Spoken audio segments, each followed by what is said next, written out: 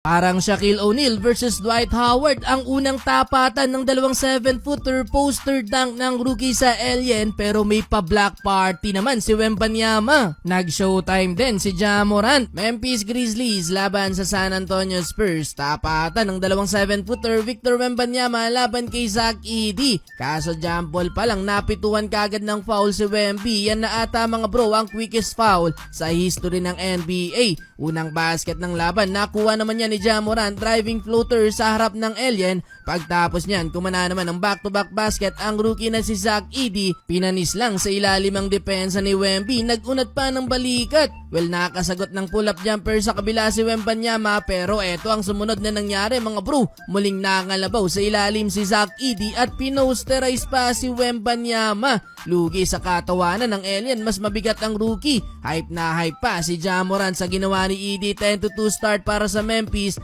though nakabalik din naman agad ang San Antonio matapos kumana ng 10-2 run. Eto, tinayuan lang ni Wemby mga bro ang rookie na si Jalen Wells, butata ang inabot. After bakatabla ng San Antonio, muling nag-run ng Memphis dahil inilabas sa mga oras na yan si Wemby. Daming assist ni Ja Morant, 5 assists sa first quarter. Nag-highlight reverse layup pa sa play na to mga bro. Ganda pa ng pagkakanulugpas niya sa ilalim para kay Santi Aldama. 8 points with 5 assists para kay Ja Morant, pero tinapos ng home team ang laban na may 10-2 run led by Keldon Johnson. Final 10 seconds, first block ni Wemby kay Zach Edey. Nasundan pa yan ng isa, butata din ang inabot ni Santi Aldama. Tumotal ng 4 blocks ang Alien sa first quarter with 5 points, 30-28 lamang ang San Antonio. Second quarter, Julian Champagnie, dalawang sunod na tres para simula ng opensa ng San Antonio mga bro. Do kumounter ng 8-0 run ng Memphis. Eto, 5 blocks na for Wemby. Huli ang tira ni Triple J.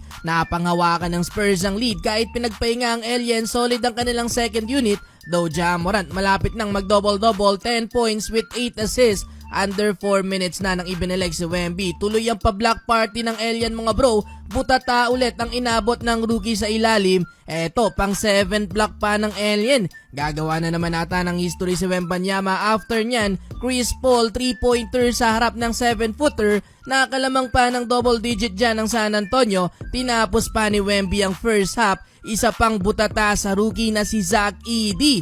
8 blocks na yan para kay Wembanyama mga bro. 63-51 halftime. Entering the third quarter, mainit ang simula ng Memphis. Burado ang double digit lead mga bro ng San Antonio matapos ang 12-2 start ng Memphis. Kaya naman nag-aangas na din etong si Desmond Bane. Ja Morant, pasok ang highly contested shot sa corner. Sa kabila naman, sumagot ng alley-oop dunk si Wemby mga bro, pero yung second unit ng Grizzlies ang kumakatay sa home team led by Santi Aldama at Jay Huff. Under 4 minutes, nakalamang na mga bro ang Memphis. Nakisali na din si Luke Kennard sa second unit. 3 tres ba naman ang naipasok, kaya naman pinanghawakan na din ng Memphis ang kalamangan heading into fourth quarter, 94-88. Fourth quarter, napabuhat mga bro ang rookie ng San Antonio na si Stephon Castle. Dahil sa kanya nagkaroon ulit ng momentum ang home team, kung saan sa kanya nanggaling ang 13 points sa first 20 points ng San Antonio. Baba pa sa isang lamang ng Memphis sa dunk ng rookie, 109-108. Pero yun nga lang mga bro, nagkaroon ng mini run ng Memphis. Alley-oop play ni Ja Morant para kay Santi Aldama and 1. Umabot pa sa 10 points ang lamang ng Grizzlies mga bro sa 3 points na to. 118-108 ni Ja Morant. Sa uli, panalo ang Memphis Grizzlies. 10 points, 10 rebounds with 8 blocks para kay Wemby, habang si Ja Morant nagtala ng 19 points.